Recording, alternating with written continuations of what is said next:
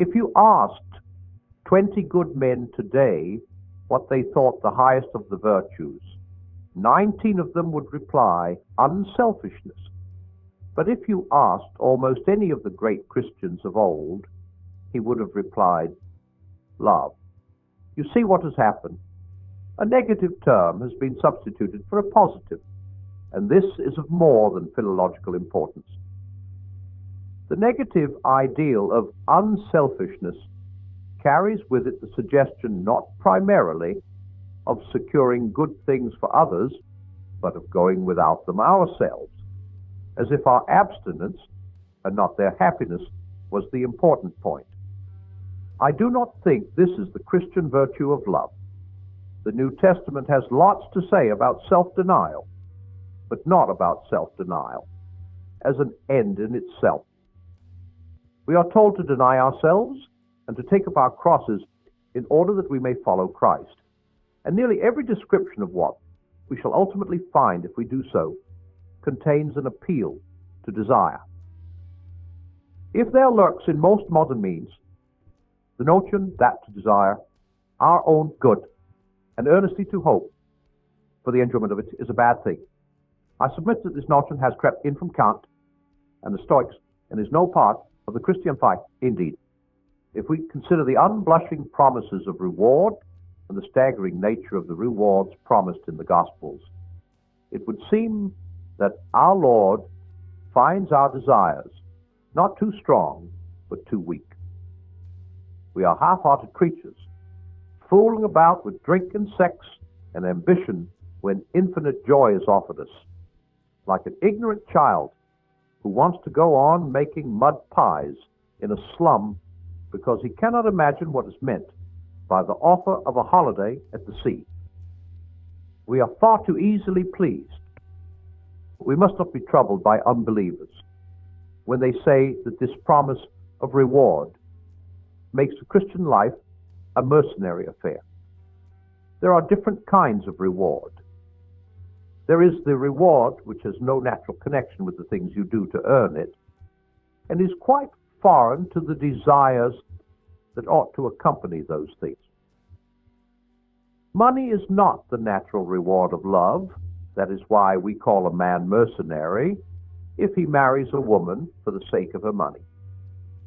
But marriage is the proper reward for a real lover, and he is not mercenary for desiring it. A general who fights well in order to get a peerage is mercenary. A general who fights for victory is not, victory being the proper reward of battle, as marriage is the proper reward of love. The proper rewards are not simply tacked on to the activity for which they are given, but are the activity itself in consummation. There is also a third case, which is more complicated. An enjoyment of Greek poetry is certainly a proper, and not a mercenary, reward for learning Greek. But only those who have reached the stage of enjoying Greek poetry can tell from their own experience that this is so. The schoolboy beginning Greek grammar cannot look forward to his adult enjoyment of Sophocles as a lover looks forward to marriage or a general to victory. He has to begin by working for marks, or to escape punishment, or to please his parents, or, at best, in the hope of a future good which he cannot at present imagine or desire. His position therefore bears a certain resemblance to that of the mercenary. The reward he is going to get will, in actual fact, be a natural or proper reward, but he will not know that till he has got it. Of course, he gets it gradually. Enjoyment creeps in upon the mere drudgery, and nobody could point to a day or an hour when the one ceased and the other began. But it is just in so far as he approaches the reward that he becomes able to desire it for its own sake. Indeed, the power of so desiring it is itself a preliminary reward. The Christian, in relation to heaven, is in much the same position as this schoolboy. Those who have attained everlasting life in the vision of God doubtless know very well that it is no mere bribe, but the very consummation of their earthly discipleship. But we, who have not yet attained it, cannot know this in the same way, and cannot even begin to know it at all, except by continuing to obey and finding the first reward of our obedience in our increasing power to desire the ultimate reward. Just in proportion as the desire grows, our fear, lest it should be a mercenary desire, will die away and finally be recognized as an absurdity. But probably this will not, for most of us, happen in a day. Poetry replaces grammar, gospel replaces law, longing transforms obedience, as gradually as the tide lifts a grounded ship. But there is one other important similarity between the schoolboy and ourselves.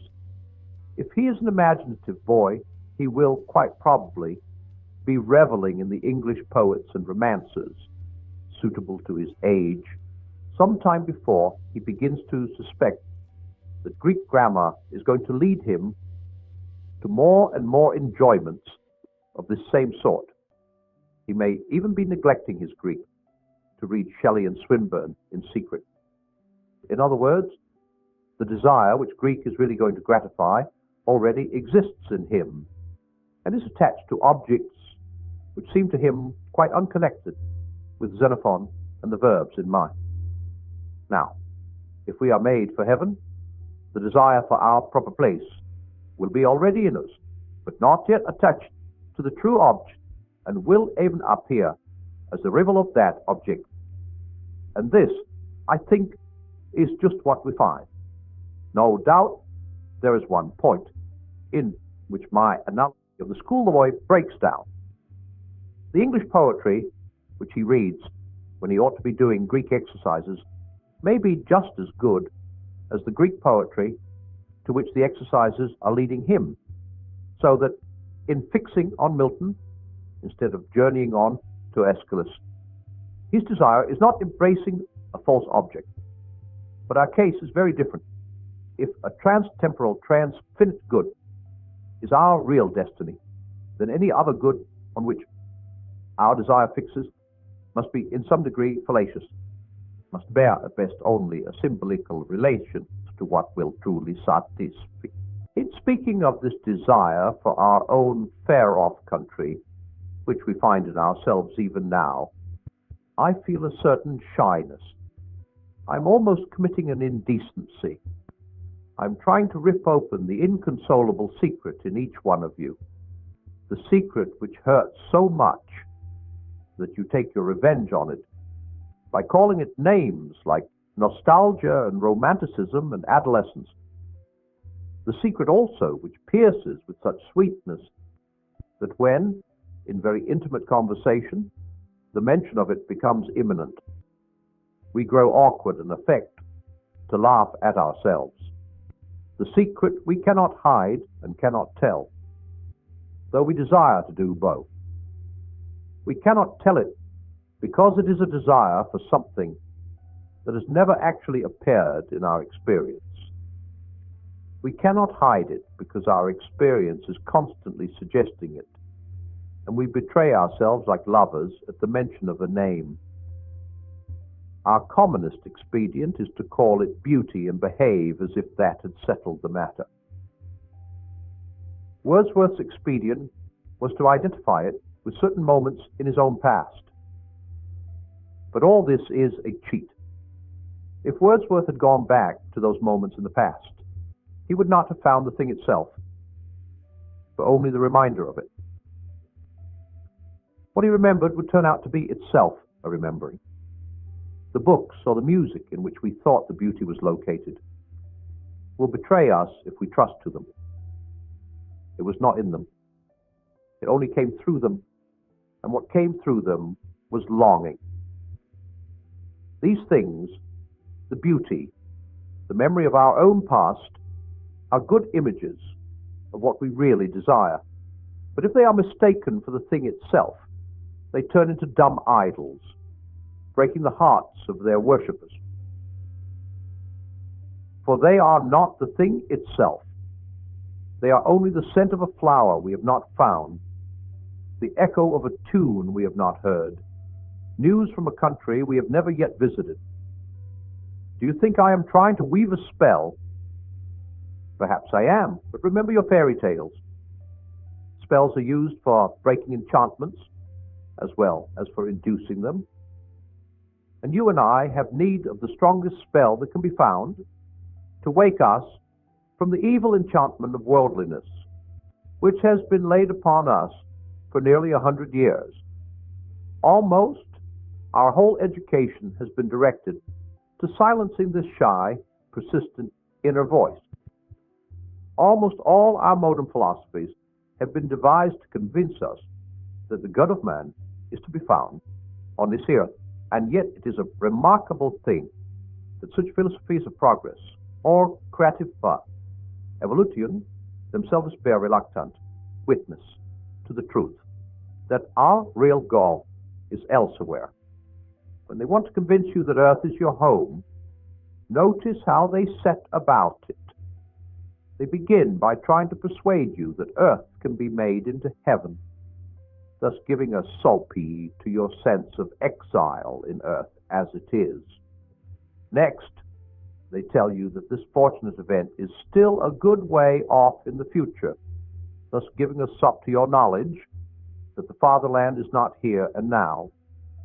Finally, lest your longing for the transtemporal should awake and spoil the whole affair, they use any rhetoric that comes to hand to keep out of your mind the recollection that even if all the happiness they promised could come to man on earth, yet still each generation would lose it by death, including the last generation of all, and the whole story would be nothing, not even a story, forever and ever.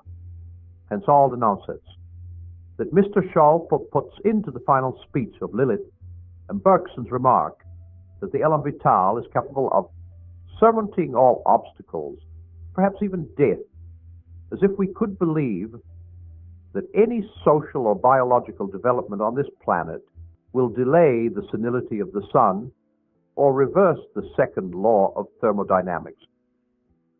Do what they will then, we remain conscious of a desire which no natural happiness will satisfy.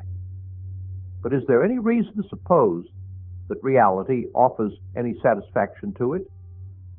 Nor does the being hungry prove that we have bread. But I think it may be urged that this misses the point.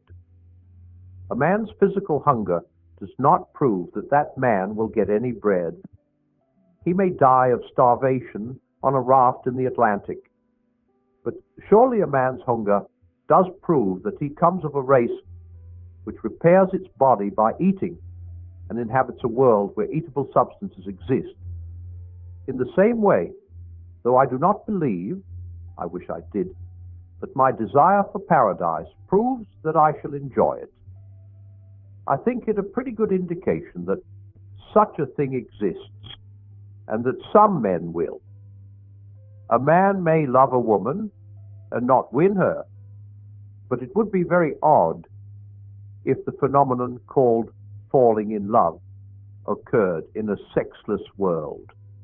Here then, is the desire still wandering and uncertain of its object, and still largely unable to see that object in the direction where it really lies? Our sacred books give us some account of the object. It is, of course, a symbolical account. Heaven is, by definition, outside our experience. But all intelligible descriptions must be of things within our experience. The scriptural picture of heaven is therefore just as symbolical as the picture which our desire unaided invents for itself. Heaven is not really full of jewelry any more than it is really the beauty of nature or a fine piece of music. The difference is that the scriptural imagery has authority. It comes to us from writers who were closer to God than we, and it has stood the test of Christian experience down the centuries. The natural appeal of this authoritative imagery is to me, at first, very small. At first sight, it chills rather than awakes my desire. And that is just what I ought to expect. If Christianity could tell me no more of the far-off land than my own temperament led me to surmise already, then Christianity would be no higher than myself. If it has more to give me, I must expect it to be less immediately attractive than my own stuff. Sophocles at first seems dull and cold to the boy who has only reached Shelley. If our religion is something objective, then we must never avert our eyes from those elements in it which seem puzzling or repellent, for it will be precisely the puzzling or the repellent which conceals what we do not yet know and need to know. The promise of Scripture may very roughly be reduced to 5 heads. It is promised, firstly, that we shall be with Christ. Secondly, that we shall be like him. Thirdly, with an enormous wealth of imagery, that we shall have glory. Fourthly, that we shall in some sense be fed or feasted or entertained. And finally, that we shall have some sort of official position in the universe, ruling cities, judging angels, being pillars of God's temple. The first question I ask about these promises is, why any of them except the first? Can anything be added to the conception of being with Christ? For it must be true, as an old writer says, that he who has God and everything else has no more than he who has God only. I think the answer turns again on the nature of symbols. For though it may escape our notice at first glance, yet it is true that any conception of being with Christ, which most of us can now form, will be not very much less symbolical than the other promises, for it will smuggle in ideas of proximity in space and loving conversation, as we now understand conversation, and it will probably concentrate on the humanity of Christ to the exclusion of his deity. And in fact, we find that those Christians who attend solely to this first promise always do fill it up with very earthly imagery indeed. In fact, with hymeneal or erotic imagery. I'm not for a moment condemning such imagery. I heartily wish I could enter into it more deeply than I do, and pray that I yet shall. But my point is that this also is only a symbol, like the reality in some respects, but unlike it in others, and therefore needs correction from the different symbols in the other promises. The variation of the promises does not mean that anything other than God will be our ultimate bliss, but because God is more than a person, and lest we should imagine the joy of his presence too exclusively in terms of our present poor experience of personal love, with all its narrowness and strain and monotony, a dozen changing images, correcting and relieving each other, are supplied.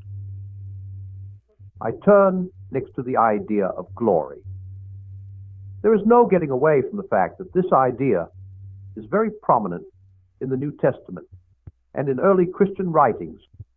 Salvation is constantly associated with palms, crowns, white robes, thrones, and splendor like the sun and stars. All this makes no immediate appeal to me at all, and in that respect I fancy I am a typical modern. Glory suggests two ideas to me, of which one seems wicked and the other ridiculous. Either glory means, to me, fame, or it means luminosity. As for the first, since to be famous means to be better known than other people, the desire for fame appears to me as a competitive passion, and therefore of hell rather than heaven. As for the second, who wishes to become a kind of living electric light bulb? When I began to look into this matter, I was shocked to find such different Christians as Milton, Johnson, and Thomas Aquinas taking heavenly glory, quite frankly, in the sense of fame or good report, but not fame conferred by our fellow creatures, fame with God, approval, or, I might say, appreciation by God. And then, when I had thought it over, I saw that this view was scriptural. Nothing can eliminate from the parable the divine accolade, "Well done, thou good and faithful servant." With that, a good deal of what I had been thinking all my life fell down like a house of cards.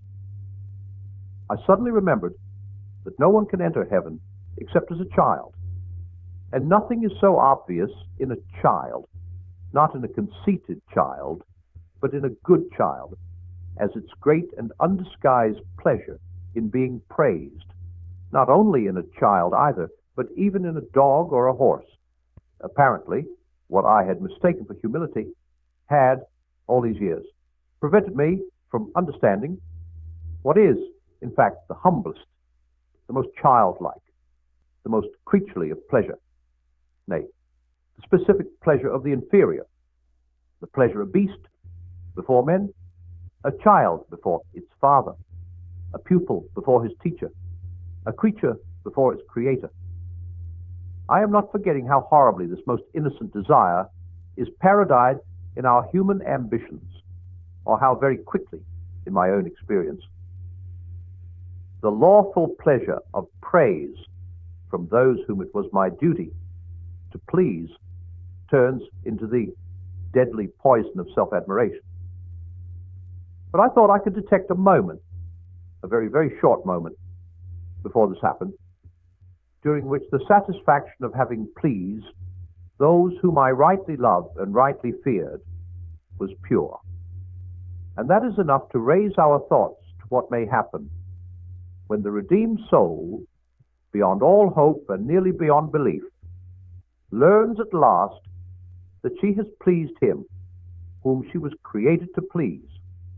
There will be no room for vanity then. She will be free from the miserable illusion that it is her doing, with no taint of what we should now call self-approval. She will most innocently rejoice in the thing that God has made her to be, and the moment which heals her old inferiority complex forever will also drown her pride deeper than Prospero's book. Perfect humility dispenses with modesty. If God is satisfied with the work may be satisfied with itself. It is not for her to bandy compliments with her sovereign. I can imagine someone saying that he dislikes my idea of heaven as a place where we are patted on the back. But proud misunderstanding is behind that dislike. In the end, that face, which is the delight or the terror of the universe, must be turned upon each of us, either with one expression or with the other, either conferring glory inexpressible or inflicting shame that can never be cured or disguised. I read in a periodical the other day that the fundamental thing is how we think of God. By God himself, it is not. How God thinks of us is not only more important, but infinitely more important. Indeed, how we think of him is of no importance except insofar as it is related to how he thinks of us. It is written that we shall stand before him, shall appear, shall be inspected. The promise of glory is the promise, almost incredible and only possible by the work of Christ, that some of us, that any of us who really chooses, shall actually survive that examination, shall find approval, shall please God. To please God, to be a real ingredient in the divine happiness, to be loved by God, not merely pitied, but delighted in as an artist delights in his work, or a father in a son. It seems impossible, a weight or burden of glory which our thoughts can hardly sustain, but so it is. And now notice what is happening. If I had rejected the authoritative and scriptural image of glory and stuck obstinately to the vague desire which was at the outset my only pointer to heaven, I could have seen no connection at all between that desire and the Christian promise. But now, having followed up what seemed puzzling and repellent in the sacred books, I find, to my great surprise, looking back, that the connection is perfectly clear. Glory, as Christianity teaches me to hope for it, turns out to satisfy my original desire, and indeed to reveal an element in that desire which I had not noticed. By ceasing for a moment to consider my own wants, I have begun to learn better what I really want. When I attempted a few minutes ago to describe our spiritual longings, I was omitting one of their most curious characteristics. We usually notice it just as the moment of vision dies away, as the music ends, or as the landscape loses the celestial light. What we feel then has been well described by Keats as the journey homeward to habitual self. You know what I mean? For a few minutes we have had the illusion of belonging to that world. Now we wake to find that it is no such thing. We have been mere spectators. Beauty has smiled, but not to welcome us. Her face was turned in our direction, but not to see us. We have not been accepted, welcomed, or taken into the dance. We may go when we please. We may stay if we can. Nobody marks us. A scientist may reply that since most of the things we call beautiful are inanimate, it is not very surprising that they take no notice of us. That, of course, is true. It is not the physical objects that I am speaking of, but that indescribable something of which they become for a moment the messengers. And part of the bitterness which mixes with the sweetness of that message is due to the fact that it so seldom seems to be a message intended for us, but rather something we have overheard. By bitterness I mean pain, not resentment. We should hardly dare to ask that any notice be taken of ourselves. But we pine the sense that in this universe we are treated as strangers, the longing to be acknowledged, to meet with some response, to bridge some chasm that yawns between us and reality, is part of our inconsolable secret. And surely, from this point of view, the promise of glory, in the sense described, becomes highly relevant to our deep desire. For glory meant good report with God, acceptance by God, response, acknowledgement, and welcome into the heart of things. The door on which we have been knocking all our lives will open at last. Perhaps it seems rather crude to describe glory as the fact of being noticed by God. But this is almost the language of the New Testament. St. Paul promises to those who love God, not as we should expect, that they will know him, but that they will be known by him. It is a strange promise. Does not God know all things at all times? But it is dreadfully re-echoed in another passage of the New Testament. There we are warned that it may happen to any one of us to appear at last before the face of God and hear only the appalling words, "I never knew you. Depart from me." In some sense, as dark to the intellect as it is unendurable to the feelings, we can be both banished from the presence of him who is present everywhere and erased from the knowledge of him who knows all. We can be left utterly and absolutely outside, repelled, exiled, estranged, finally and unspeakably ignored. On the other hand, we can be called in, welcomed, received, acknowledged. We walk every day on the razor edge between these two incredible possibilities. Apparently, then, our lifelong nostalgia, our longing to be reunited with something in the universe from which we now feel cut off, to be on the inside of some door, which we have always seen from the outside, is no mere neurotic fancy, but the truest index of our real situation. And to be at last summoned inside would be both glory and honor, beyond all our merits, and also the healing of that old ache. And this brings me to the other sense of glory.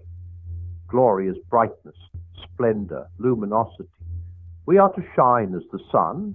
We are to be given the morning star. I think I begin to see what it means. In one way, of course, God has given us the morning star already. You can go and enjoy the gift on many fine mornings if you get up early enough. What more, you may ask, do we want? But we want so much more, something the books on aesthetics take little notice of. But the poets and the mythologies know all about it. We do not want merely to see beauty, though. God knows even that is bounty enough. We want something else which can hardly be put into words, to be united with the beauty we see, to pass into it, to receive it into ourselves, to bathe in it, to become part of it. That is why we have peopled air and earth and water with gods and goddesses and nymphs and elves, that, though we cannot, yet these projections can enjoy in themselves that beauty, grace, and power of which nature is the image. That is why the poets tell us such lovely falsehoods. They talk as if the west wind could really sweep into a human soul, but it can't. They tell us that beauty born of murmuring sound will pass into a human face, but it won't, or not yet. For if we take the imagery of Scripture seriously, if we believe that God will one day give us the morning star and cause us to put on the splendor of the sun, then we may surmise that both the ancient myths and the modern poetry, so false as history, may be very near the truth as prophecy. At present, we are on the outside of the world, the wrong side of the door. We discern the freshness and purity of morning, but they do not make us fresh and pure. We cannot mingle with the splendors we see. But all the leaves of the New Testament are rustling with the rumor that it will not always be so. Someday, God willing, we shall get in, when human souls have become as perfect in voluntary obedience as the inanimate creation is in its lifeless obedience. Then they will put on its glory, or rather that greater glory, of which nature is only the first sketch. For you must not think that I am putting forward any heathen fancy of being absorbed into nature. Nature is mortal. We shall outlive her. When all the suns and nebulae have passed away, each one of you will still be alive. Nature is only the image, the symbol. But it is the symbol Scripture invites me to use. We are summoned to pass in through nature, beyond her, into that splendor which she fitfully reflects. And in there, in beyond nature, we shall eat of the tree of life. At present, if we are reborn in Christ, the Spirit in us lives directly on God. But the mind, and still more the body, receives life from Him at 1,000 removes, through our ancestors, through our food, through the elements.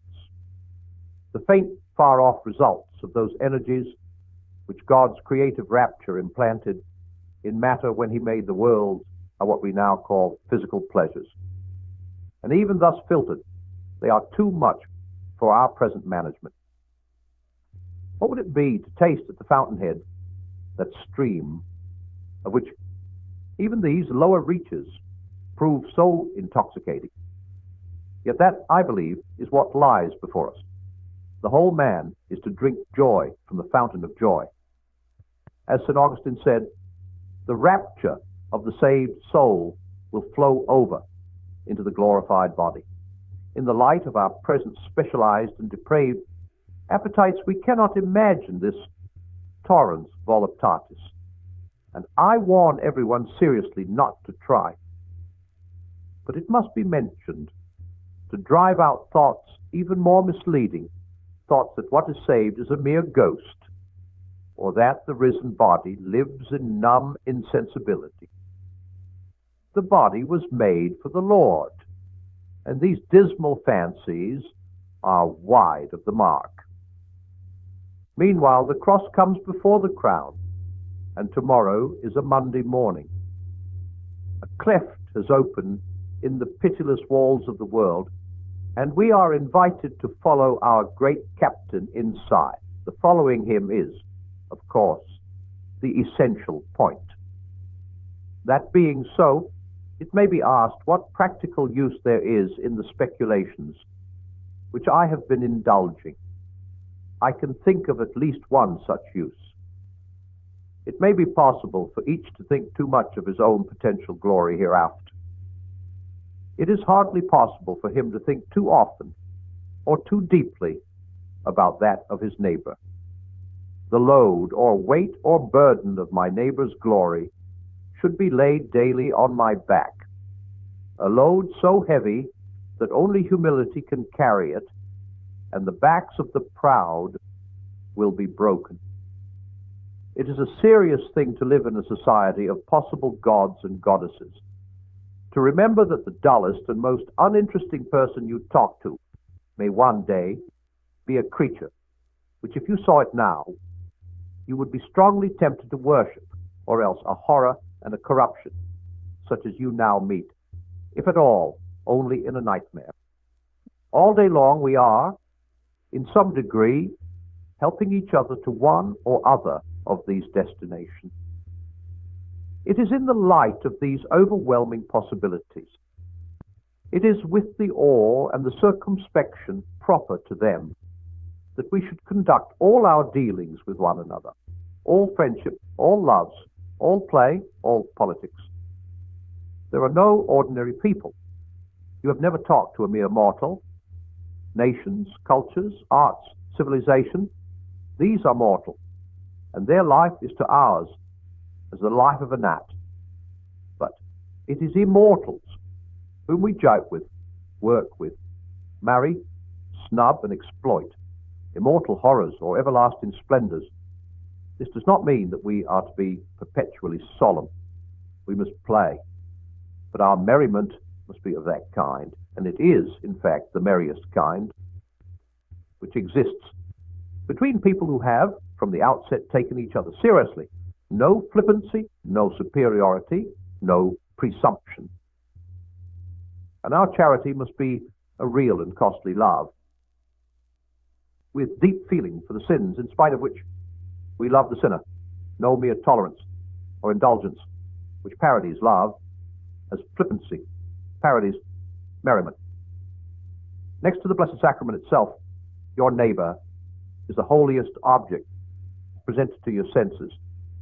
If he is your Christian neighbor, he is holy in almost the same way, for in him also Christ verelatitat, the glorifier and the glorified, glory himself, is truly hidden.